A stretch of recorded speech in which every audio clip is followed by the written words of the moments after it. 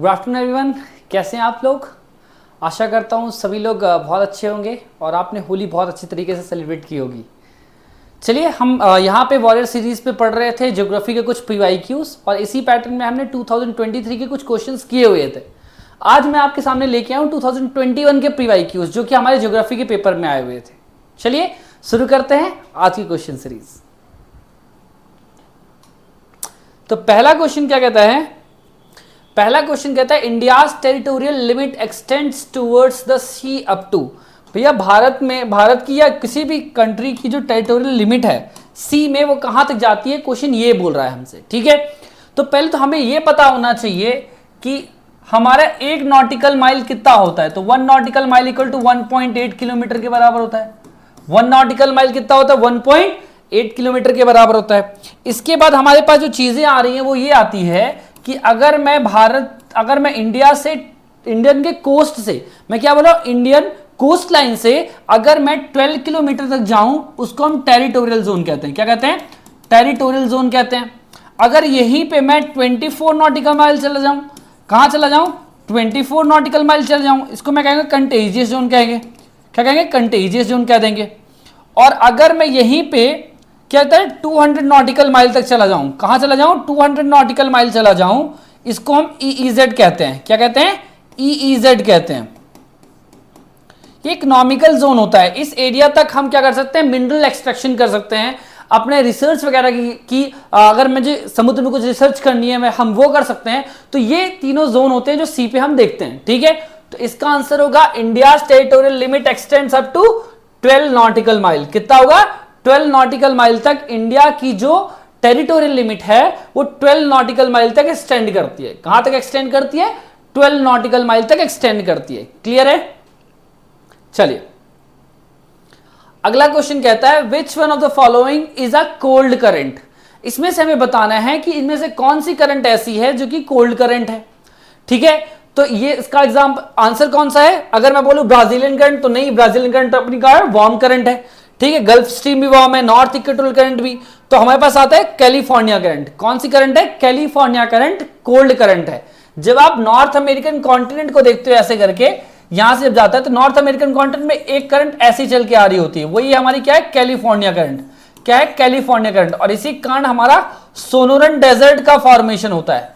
क्या फॉर्मेशन होता है, सोनोरन डेजर्ट का फॉर्मेशन होता है हमारे नॉर्थ अमेरिकन कॉन्टिनेंट में। ठीक है, तो क्या कौन सी करंट है, वो कैलिफोर्निया करंट। कैलिफोर्निया करंट हमारी कोल्ड करंट है। और मोस्टली जहां पे भी आप कोल्ड करंट देखोगे, कोल्ड करंट के कारण क्या होता है, डेजर्टिफिकेशन होता है। वहां पे डेजर्ट्स वगैरह आप कोल्ड करंट अगर किसी कोस्ट लाइन पे चल रही है तो अंदर जरूर डेजर्ट का फॉर्मेशन हुआ होगा। ठीक है, चलिए नेक्स्ट क्वेश्चन कहता है identify the type of soil on the basis of given characteristic. ठीक है, हमें टाइप ऑफ सॉइल बताना है कि ये कौन सी सॉइल है। तो पहला बोलता है कि they are rich in lime, iron and magnesia and aluminium. कि भैया इनमें आयरन मिलेगा अच्छी मात्रा में, ठीक है, लाइम मिलेगा, मैग्नीशियम अच्छी मात्रा में मिल जाएगा और एल्यूमिनियम अच्छी मात्रा में मिल जाता है। ठीक है, नेक्स्ट बोलता है they are generally clayey, deep and impermeable. क्या होते हैं, क्लेई होते हैं, डीप होते हैं और इम्परमिएबल होते हैं। दूसरा ये बोल रहा है। तीसरा बोलता है they are mainly found in Maharashtra, Madhya Pradesh and Gujarat area. कहां मिलता है, महाराष्ट्र, मध्य प्रदेश और गुजरात एरिया मिलते हैं। तो कौन सी सॉइल होगी ये, तो कौन सी सॉइल, ये है हमारी ब्लैक सॉइल। आप देखिए ब्लैक सॉइल की अगर मैं बात करूं तो देखो आप आयरन देखो, आयरन कंटेंट होता है इसमें बहुत ज्यादा मात्रा में ब्लैक सॉइल, पहली बात तो। दूसरी बात बोलता है, हमको 2 क्लू इसमें मिल गया। दूसरा क्लू यहाँ पे महाराष्ट्र, मध्य प्रदेश, महाराष्ट्र, गुजरात वाले एरिया में ये मिलता है। ठीक है, और ये क्लेई सॉइल होती है। कैसी सॉइल होती है, क्लेई सॉइल। अगर आप ब्लैक सॉइल में थोड़ा सा पानी डाल दो तो कैसी बन जाएगी, वो क्लेई बन जाएगी। ठीक है, ठीक है, तो इसलिए कौन सी सॉइल है, ब्लैक सॉइल है। अगर मैं ब्लैक सॉइल की थोड़ी सी बात करूं तो इसको हम कॉटन एंड रेग्यूर सॉइल भी कहते हैं। क्या कहते हैं इसको, कॉटन एंड रेग्यूर सॉइल भी इसको कहते हैं। ठीक है, और ऐसा माना जाता है कि कहीं पे भी बेसाल्टिक लावा आया होगा, लावा का फ्लड प्लेन में कहीं जाके लावा, मतलब अच्छी विस्कोसिटी का जो कम विस्कोसिटी का लावा फ्लो हुआ, फ्लड प्लेन बनाया होगा और वहां पे फॉर्मेशन हुआ है ब्लैक सॉइल का। ठीक है, तो इसका आंसर हमारे पास क्या है, ब्लैक सॉइल। नेक्स्ट होता है arabica, robusta and liberica are varieties of. देखिए ये किसकी वेराइटीज हैं, तो ये कॉफी की वेराइटीज हैं। तो इसमें कोई समझाने वाली बात तो है नहीं, ठीक है। चलिए नेक्स्ट क्वेश्चन में चलते हैं हम। हमारे पास क्वेश्चन क्या बोल रहा है, aluminium is manufactured from, aluminium कहां से निकलता है। हम अगर मैं एल्यूमिनियम की बात करूं तो एक ये बड़ा इंपॉर्टेंट मेटल है हमारे लिए, ठीक है।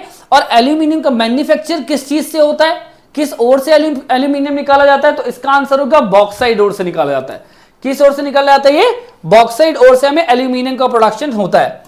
अगर मैं बॉक्साइड ओर की बात करूं तो ये बॉक्साइड हमारा सबसे ज्यादा मात्रा में कहां मिलता है भाई वर्ल्ड में, तो बॉक्साइड आप बोलोगे सबसे ज्यादा मात्रा में ऑस्ट्रेलिया इसका प्रोडक्शन करता है। कौन करता है, ऑस्ट्रेलिया इसका सबसे ज्यादा मात्रा में प्रोडक्शन करता है, ठीक है। तो बॉक्साइड के बारे में ये इंपॉर्टेंट फैक्ट है, ठीक है। चलिए अगला क्वेश्चन आता है। अगला क्वेश्चन कहता है which one of the following sea port gain significance for handling iron और एक्सपोर्ट टू जापान। इसमें से ऐसा कौन सा सी पोर्ट है जो क्या कर रहा है, जो कि सिग्निफिकेंस रोल प्ले कर रहा है हैंडलिंग आयरन और एक्सपोर्ट टू जापान, जो कि आयरन और जहां से एक्सपोर्ट होता है जापान के लिए, ठीक है। तो हमारे पास 4 पोर्ट दिए हुए हैं। कौन कौन सा पोर्ट है, Kandla port, Ennore port, Kochi port और मर्मगांव पोर्ट, ठीक है। तो इसका आंसर है मर्मगांव पोर्ट। कौन सा पोर्ट है, मर्मगांव पोर्ट, ठीक है। अगर मैं बाकी पोर्ट्स की बात करूं, अगर मैं कांडला पोर्ट की बात करूं तो हमें गुजरात में मिलता है। कहां मिलता है, गुजरात में मिलता है, ठीक है। कांडला पोर्ट गुजरात में मिलता है। दूसरी बात एन्नोर पोर्ट, एन्नोर पोर्ट जो हमारा ये प्राइवेट लिमिटेड पोर्ट है। कौन सा है, प्राइवेट लिमिटेड पोर्ट है ये, ठीक है। हमारे चेन्नई या हमारे साउथ वाले रीजन में मिल जाता है ये, ठीक है, तमिलनाडु में मिलता है। कोची पोर्ट, इसको क्वीन ऑफ अरेबियन सी भी कहते हैं। क्या कहते हैं कोची को, क्वीन ऑफ अरेबियन सी भी कहते हैं। कोची को हम कहते हैं क्वीन ऑफ अरेबियन सी भी कहते हैं, ठीक है। तो ये ध्यान रखने वाली बात है, ठीक है। कांडला पोर्ट का शायद कुछ दिन पहले नाम बदल के पंडित दीनदयाल पोर्ट भी कर दिया गया, इसका पोर्ट नाम बदल, ठीक है। तो ये हमारा आंसर इसमें से कौन सा है, तो मर्मगांव पोर्ट ऐसा आंसर है जो कि आयरन ओर के लिए बड़ा इंपॉर्टेंट रोल प्ले करता है, ठीक है। चलिए नेक्स्ट है milpa and ladang are different names for. फिर से वही, इसके पहले वाले वीडियो में भी हमने समझा था कि शिफ्टिंग एग्रीकल्चर के बहुत सारे नाम थे, ठीक है। तो उसमें से ही 2 नाम है, कौन से, मिल्पा एंड लडांग। किसके नाम है, तो ये हमारे शिफ्टिंग एग्रीकल्चर के, शिफ्टिंग कल्टीवेशन का नाम हमारे मिल्पा एंड लडांग है, ठीक है। क्लियर हुआ।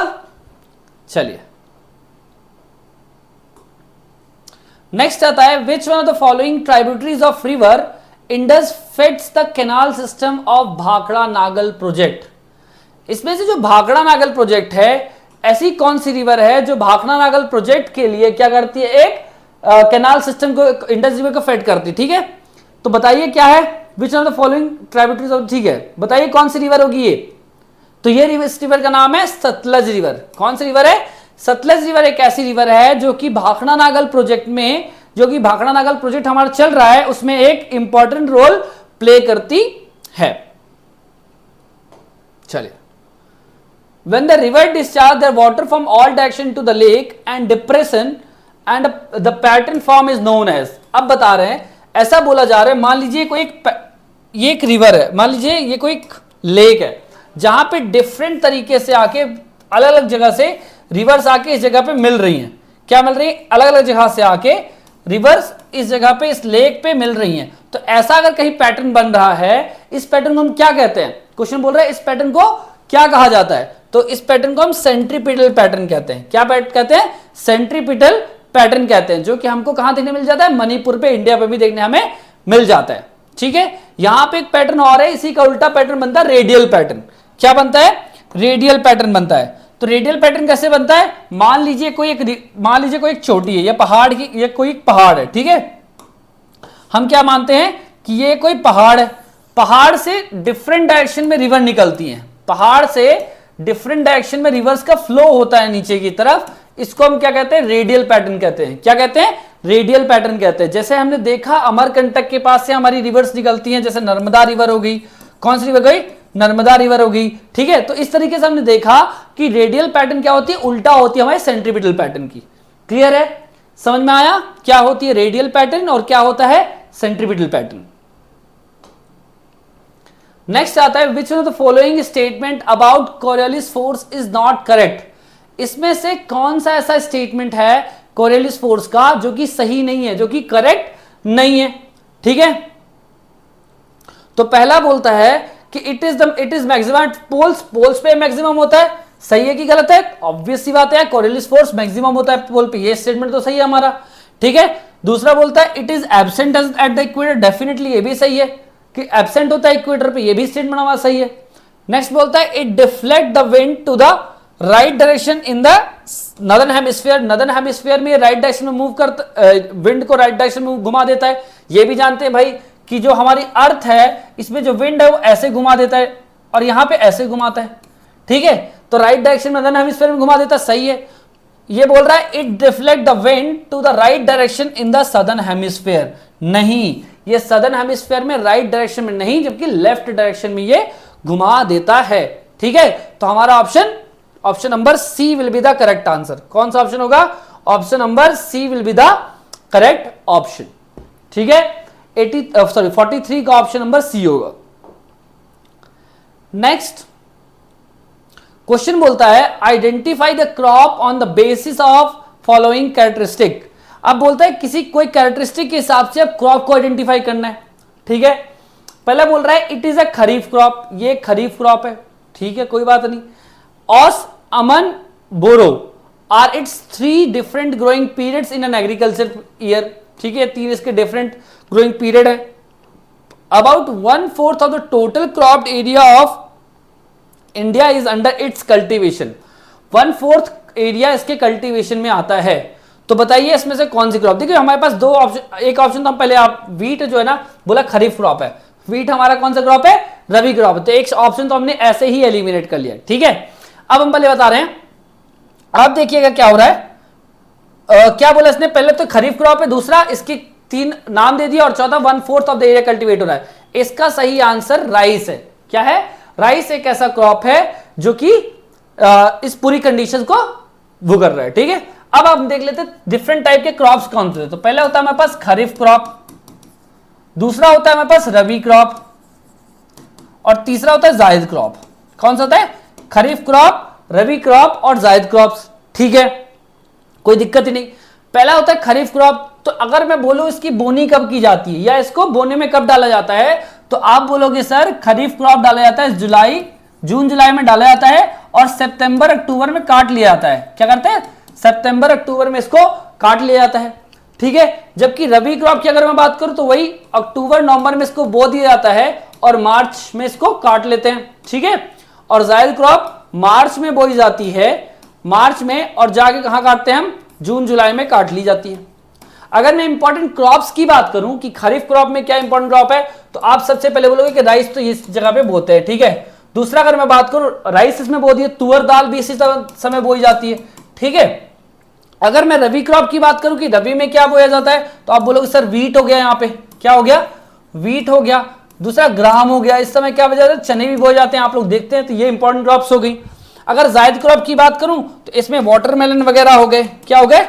वाटरमेलन वगैरह हो गए। तो इंपॉर्टेंट क्रॉप्स वाटरमेलन जायद में वो की जाती है। ठीक है, बोई जाती है। तो इंपॉर्टेंट क्रॉप्स क्या हो गया आपने? ये इसका आंसर क्या हो गया? Rice is the correct answer. Clear है? समझ में आ रहा है? चलिए नेक्स्ट क्वेश्चन कहता है which one of the following is a type of igneous rock. क्या बोला? इग्नियस रॉक की बात कर रहा है। इग्नियस रॉक हमारे प्राइमरी रॉक्स होते हैं, पहली बात तो ये ध्यान रखना, ये प्राइमरी रॉक्स होते हैं, इसमें फॉसिल्स का डिपोजिशन नहीं होता है। फॉसिल्स का डिपोजिशन नहीं होता है। ध्यान रखने वाली बात यह भी है कि इग्नियस रॉक का फॉर्मेशन बेसाल्टिक लावा से बनता है। ठीक है, बेसाल्टिक लावा से बनता है। जब बेसाल्टिक लावा निकलता है तो इससे फॉर्मेशन होता है किसका? इग्नियस रॉक का फॉर्मेशन होता है। ठीक है, ठीक है, तो इग्नियस रॉक, इसमें से बताइए कौन सा है इग्नियस रॉक का टाइप। ठीक है, तो अगर मैं बोलूं तो कौन सा है? Granite is a type of igneous rock. Granite हमारा इग्नियस रॉक का एक टाइप है। क्लियर है? चलिए नेक्स्ट बोलता है ओजोन लेयर। बात किसी कर रहा है? ओजोन लेयर की बात कर रहा है। ठीक है, which absorbs the ultraviolet radiation is found in which one of the following layers in the atmosphere। अब बात हो रही है एटमॉस्फेयर की, तो एटमॉस्फेयर में डिफरेंट लेयर, हमको तो ये पता होता है। अगर मैं बात करूं एटमॉस्फेयर में डिफरेंट काइंड की लेयर होती है, तो बोल रहा है कि ओजोन लेयर किस जगह में या किस लेयर में फॉर्मेशन होता है। ठीक है, तो ओजोन लेयर की बात करूं तो वो हमारे स्ट्रेटोस्फेयर में फॉर्म होता है। ओजोन लेयर कहां होता है? स्ट्रेटोस्फेयर में। क्योंकि अगर मैं बात करूं तो 8 से 18 के बीच में हमारे को क्या मिलेगी? ट्रोपोस्फेयर मिल जाएगी। फिर 50 किलोमीटर के हाइट तक हमको क्या मिलती है? स्ट्रेटोस्फेयर। और हम जानते हैं ओजोन लेयर हमारा कहां है? 32 किलोमीटर के अप्रोक्सीमेट हमको ओजोन लेयर देखने मिलती है। तो कहां मिलेगी हमको? ये स्ट्रेटोस्फेयर में देखने को मिल जाती है। ठीक है, ये वही लेयर है जहां पे आपके पायलट लोग, जहां पे पायलट्स एरोप्लेन फ्लाई करना शुरू करते हैं या एरोप्लेन उड़ाना पसंद करते हैं। कारण क्या होगी? क्योंकि वहां पे लीस्ट वेदर कंडीशंस होती हैं। ठीक है, वहां पे वेदर कंडीशन ज्यादा डिस्टर्ब नहीं करती है और इसके कारण क्या होता है? ज्यादा टर्बुलेंस आने का खतरा नहीं होता है फ्लाइट वगैरह में। इसलिए ज्यादातर जो एरोप्लेन्स होती है स्ट्रेटोस्फेयर में उड़ना पसंद करते हैं। ठीक है, चलिए नेक्स्ट आता है alluvial soil vary in nature from sandy loam to clay. These are generally, देखिए पहले एल्यूवियल सॉइल के बारे में हमको जानना चाहिए। एल्यूवियल सॉइल क्या है? इंडिया में इंडिया के अगर मोस्ट फर्टाइल सॉइल में से अगर किसी एक को माने तो ये है हमारी एल्यूवियल सॉइल है। ज्यादातर तराई रीजन में हमको एल्यूवियल सॉइल देखने को मिल जाएगी, क्योंकि भाई वहां कंटिन्यूअस डिपोजिशन हो रहा है फर्टाइल सॉइल का। ठीक है, इसके कारण एल्यूवियल सॉइल हमको देखने को उस रीजन में मिल जाएगी। अब बोल रहा है कि ये इस एल्यूवियल सॉइल की कुछ कैरेक्टरिस्टिक बता रहा है। तो कौन सी कैरेक्टरिस्टिक है कि ये poor in potash and rich in phosphorus? नहीं भाई, भारत में अगर मैं क्रॉप्स की बात करूं तो मोस्ट क्रॉप्स क्या है? पुअर इन फास्फोरस हैं। ठीक है, poor in both in potash and phosphorus नहीं, इसमें पोटाश अच्छी मात्रा मिलता है। Rich in both potash and phosphorus नहीं। Option number D will be the correct answer. It is rich in potash and poor in phosphorus. Phosphorus कम होता है इसमें, इसीलिए हम एनपीके का इस्तेमाल करते हैं खाद में। ठीक है, किसका इस्तेमाल करते हैं? एनपीके का इस्तेमाल करते हैं। ठीक है, चलिए विच वन ऑफ द फॉलोइंग, अरे ये तो उसका आ गया भाई, नेक्स्ट क्वेश्चन देखते हैं। चलिए, विच one of the following water body separate the Andaman and Nicobar island? क्या बोल रहा है? अंडमान एंड निकोबार आइलैंड को, इसमें से कौन सी वाटर बॉडी है या कौन सी ऐसी बॉडी है जो Andaman and Nicobar group of island को सेपरेट करती है या Andaman and Nicobar group of island को अलग अलग करती है? ठीक है, तो ये है हमारा, ये कौन सा है? 10 डिग्री चैनल है। कौन सा है? 10 डिग्री चैनल हमारा Andaman and Nicobar group of island को अलग अलग करती है या अंडमान निकोबार को सेपरेट करती है। अगर मैंने 10 डिग्री की बात करी तो भाई 8 डिग्री चैनल की भी बात करते हैं हम कि भाई 8 डिग्री चैनल क्या है हमारा। तो जो हमारा 8 डिग्री चैनल है वो हमको इंडिया के मालदीव्स को, सॉरी इंडिया को किससे सेपरेट करता है? ये लक्षद्वीप आइलैंड को, लक्षद्वीप को मालदीव से सेपरेट करता है। किसको? लक्षद्वीप को मालदीव से सेपरेट करता है। किससे? मालदीव से। ठीक है, सेपरेट करता है। दूसरी अगर मैं बात करूं, ये पाक स्टेट कहां है भाई? तो आप जब इंडिया के लोअर पार्ट पे देखोगे तो वहां पे एक स्टेट बनता हुआ दिखाई देगा। इसी स्टेट को हमने क्या नाम दिया? ये पाक स्टेट है। कौन सा स्टेट है? पाक स्टेट है। ठीक है, तो हमारे पास आ गई gulf of Mannar. Gulf of Mannar भी हमको इसके नीचे वाले एरिया पे हमको क्या मिल जाएगी? गल्फ ऑफ मन्नार मिल जाएगी। तो इसका ऑप्शन क्या है? इसका right answer Andaman Nicobar group of island को कौन सेपरेट करता है? तो 10 डिग्री चैनल सेपरेट करती है। ठीक है, इसी के आगे हमको स्ट्रेट ऑफ मलक्का देखने मिलता है, जो कि बहुत इंपॉर्टेंट स्टेट है। ठीक है, स्ट्रेट ऑफ मलक्का देखने के इसके आगे मिलता है। ठीक है, चलिए नेक्स्ट क्वेश्चन बोलता है, यहां पे हमको क्या दिया है? एक लिस्ट दी हुई है और लिस्ट में किस नाम से दी है कि साइक्लोन्स को डिफरेंट पार्ट ऑफ वर्ल्ड में, साइक्लोन्स या साइक्लोन को डिफरेंट पार्ट ऑफ वर्ल्ड में क्या बुलाया जाता है? ठीक है, तो पहला बोल रहा है कि साइक्लोन बुलाया जाता है। कहां बुलाया जाता है भाई साइक्लोन? तो आप जानते हो साइक्लोन तो हम भारत में ही बुलाते हैं। फर्स्ट का आंसर क्या है? 3 है। देखिए फर्स्ट का आंसर 3 किसमें दिया है भाई? हमारे पास 2 ऑप्शन तो यूं ही एलिमिनेट हो जा रहे हैं। ठीक है, 2 ऑप्शन हमारे यूं ही एलिमिनेट हो गए क्योंकि फर्स्ट का आंसर क्या है? 3 है। सेकंड आया हमारे पास, एक और हमने एलिमिनेट कर लिया तो हमको आंसर मिल जाएगा। हरिकेन कहां बुलाया जाता है भाई? इसको बताइए आप, हरिकेन कहां बुलाया जाता है? तो हरिकेन अटलांटिक ओशन में बुलाया जाता है। डेफिनेटली यार, हरिकेन अटलांटिक ओशन में बुलाते हैं। सेकंड का आंसर क्या है? 4 है। Option number B will be the correct answer. बाकी अगर मैं टाइफून की बात करूं तो टाइफून कहां बुलाया जाएगा? तो ये साउथ चाइना सी पे और विली विली हमको वेस्टर्न ऑस्ट्रेलियन पार्ट में बुलाएगा। वेस्ट ऑस्ट्रेलियन पार्ट में विली विली बुलाया जाता है। क्लियर है? समझ में आ रहा है आपको? चलिए देखिए, थोड़ा सा लॉजिक लगा के हम अपने आंसर्स को इफेक्टिवली कर सकते हैं, जल्दी भी कर सकते हैं, ठीक है। Next, which one of the following longitudes is the standard meridian of India?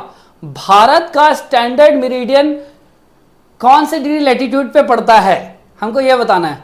क्या ये 83.30 डिग्री ईस्टर्न लैटिट्यूड है? क्या ये 82.30 ईस्टर्न लैटिट्यूड है? तो हाँ, 82.30 ईस्टर्न लैटिट्यूड पे हमारा पड़ता है, जो कि प्रयागराज के पास या मिर्जापुर के पास से होकर गुजरता है, ठीक है। चलिए नेक्स्ट क्वेश्चन कहता है, अगर मैं यहां पे देखूं, अगर स्टैंडर्ड टाइमलाइन की बात करूं तो भारत एक ऐसा कंट्री है, अगर मैं बात करूं, ये अगर नॉर्थ ईस्ट की बात करूं, ये मान लीजिए नॉर्थ ईस्ट पार्ट है हमारा, तो अगर मैं डिफरेंस की बात करूं, कितना डिफरेंस है हमारी दोनों जगह पे, तो लगभग 2 घंटे का डिफरेंस मिलता है। कितने का? 2 घंटे का डिफरेंस मिलता है। इसलिए इसकी एक बीच लाइन को डिसाइड किया गया, जो कि 82 डिग्री 30 मिनट ईस्टर्न लैटिट्यूड को डिसाइड किया गया कि हमारा स्टैंडर्ड टाइम जोन है, जिससे भारत के हर एक टाइम को हम डिटरमाइन करेंगे। अगर मैं दूसरी कंट्रीज की बात करूं, जैसे रशिया चले जाएं, तो वहां पे आपको डिफरेंट टाइम जोन्स देखने मिल जाएगा, यूएसए में देखने मिल जाएगा, लेकिन भारत का एक ही टाइम जोन है, ठीक है। चलिए नेक्स्ट बोलता है, ग्रोइंग ऑफ द 2 और more crop simultaneously in the same field in a different pattern. इसके पहले क्वेश्चन किया क्या हमने, ठीक है। चलिए क्या बोल रहा है, ग्रोइंग ऑफ 2 और more crop simultaneously on the same field in a definite pattern is known as, ठीक है। 2 या 2 से ज्यादा क्रॉप को एक ही जगह पे, क्या बोला, एक ही जगह पे, अगर मैं एक डेफिनिट पैटर्न में बो रहा हूं, उसकी बोनी एक ही जगह पे कर रहा हूं, डेफिनिट पैटर्न में कर रहा हूं, तो उस क्रॉप पैटर्न को हम क्या कहते हैं? बोल रहा है उस क्रॉप पैटर्न को हम क्या कहते हैं? तो ऑप्शन है, उसको हम इंटरक्रॉपिंग कहते हैं। क्या कहते हैं? इंटरक्रॉपिंग कहते हैं। इसका राइट आंसर होगा इंटरक्रॉपिंग।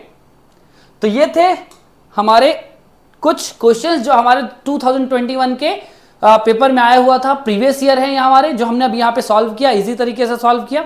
आशा करता हूं आपको क्वेश्चन समझ में आए होंगे और आंसर्स इजी लगे होंगे टैकल करने में, ठीक है। तो चलिए आज की वीडियो में इतना ही, मिलते हैं कल, तब तक के लिए धन्यवाद, जय हिंद।